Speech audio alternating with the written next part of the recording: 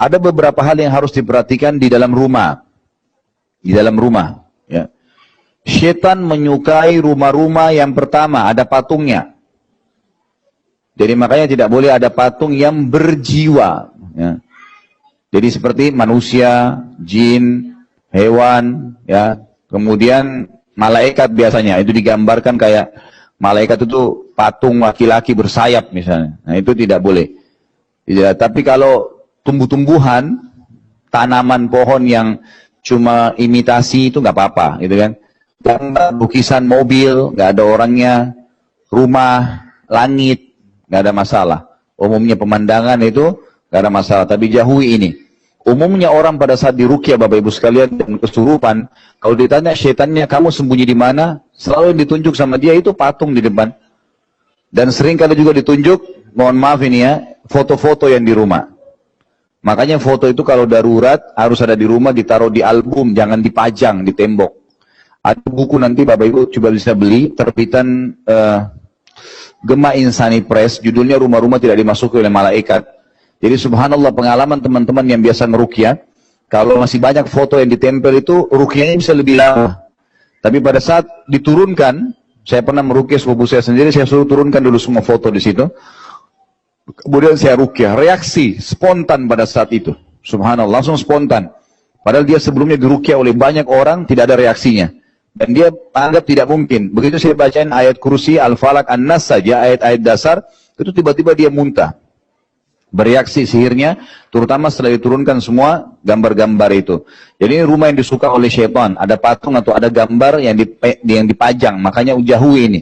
Usahakan kalau foto pun darurat ditaruh di album, disimpan. Kalau perlu dilihat, tapi bukan dipajang. Termasuk juga boneka-boneka, mainan anak-anak, gitu kan? Itu kalaupun darurat ada, maka tidak boleh dipajang. Ditaruh di laci, simpan, gitu kan? Lebih baik lagi kalau anak-anak nggak dibelikan boneka. Lebih baik. Coba dengan yang lain ya.